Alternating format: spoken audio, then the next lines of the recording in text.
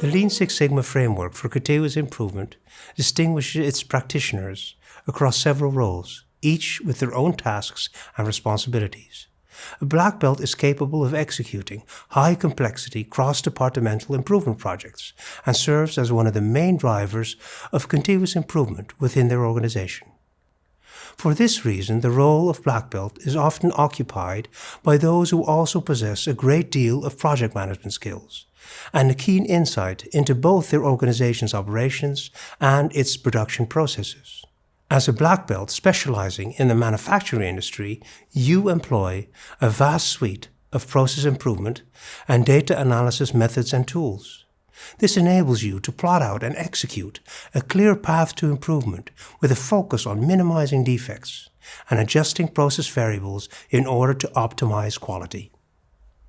At the end of this course, you will possess all the knowledge and skills required of your role according to the independent and international ISO 18404 standards and receive official certification and recognition of your achievement.